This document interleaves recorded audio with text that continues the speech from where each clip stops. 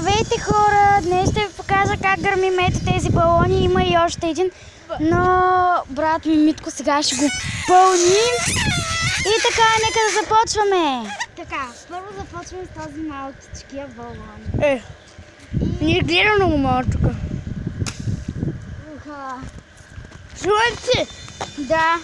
Ма вчера стана по-голям слънце. Вчера може да е бил по-голям балона. Да, аз гърба е тош. Да, айде, сега ще го гръмнем. Айде. Ама мърди нататък кавалка сега, мене ли ще къпиш там? Айде. Няма да свалям дали. Давай. Сега се го бери обаче.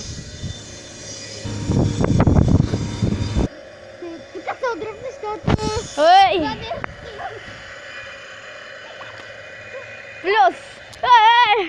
Река! Ами тръгна надолу. Да. То всичко тръгна надолу, виж. И сега, последен. Най-големия моя. Да, айде последния балон да гръмнем. Нататък. Давай. Давай, фърляй. Гледайте как стана. Слънце. Обери го, де. Стана като слънце и се растеч, какво да кажем. Друго.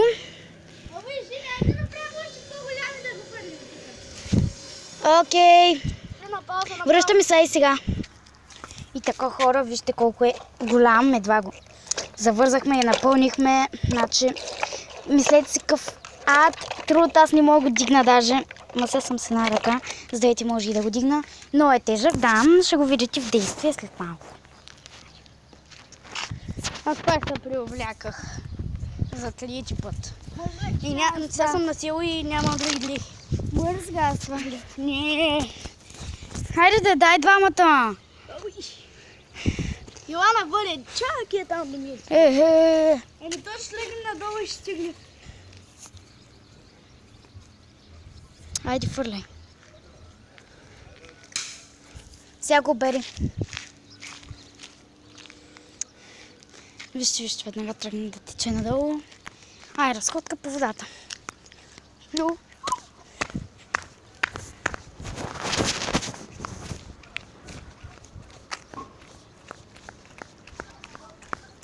Вижте колко продължава да се тече. Да. Чао. Вижте какво пинчерче. Много е сладко. Здрасти, Митко.